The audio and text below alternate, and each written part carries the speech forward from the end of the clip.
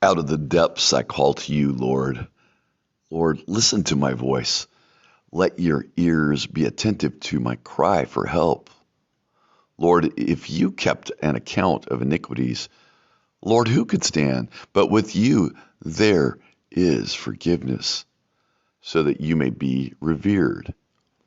I wait for the Lord. I wait and put my hope in his word.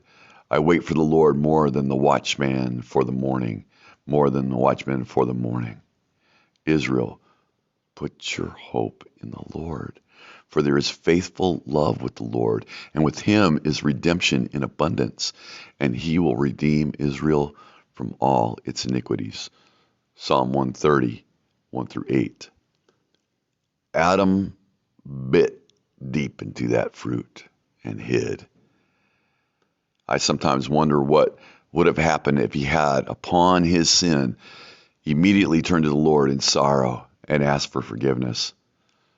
But he ran, and when the Lord found him hiding, Adam blamed his wife and the Lord for his sin. Lord, you put the test there.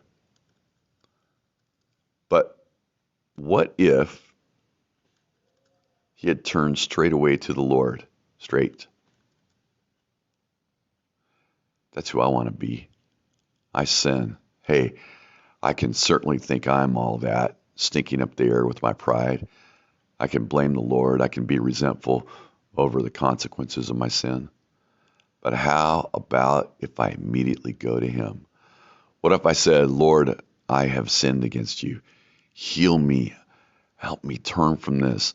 Help me purify myself. I need your help. I think much of my sin comes out of my stress. When I get stressed, I can look in all the wrong places for answers.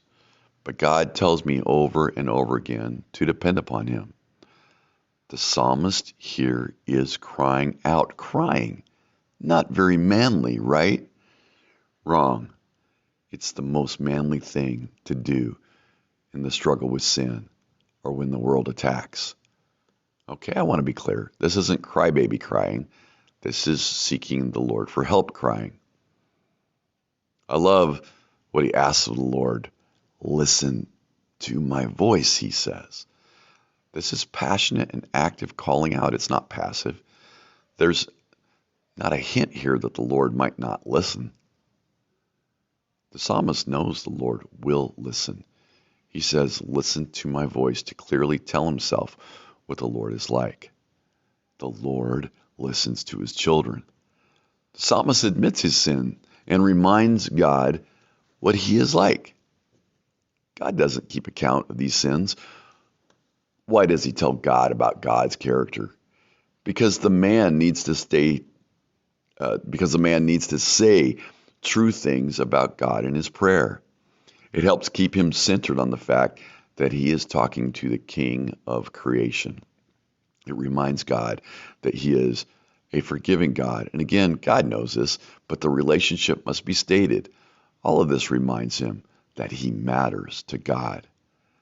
But it's not just the psalm writer who matters. This psalm was included in the songbook for all of his children to sing, chant, learn, and believe. This psalm instructs me about my relationship with God. I too can cry out to him from the depths. I too must remind him of his true, righteous, and forgiving character. And because God has all these beautiful attributes, the psalmist can sing that he waits for God. I too can wait. God moves in his time, his perfect time. It's not that he's too tired or busy. He knows the exact right time. He knows the exact lesson that I need. And I learn most of those lessons through humble patience. Then he tells all of Israel that they can hope in the Lord. Why?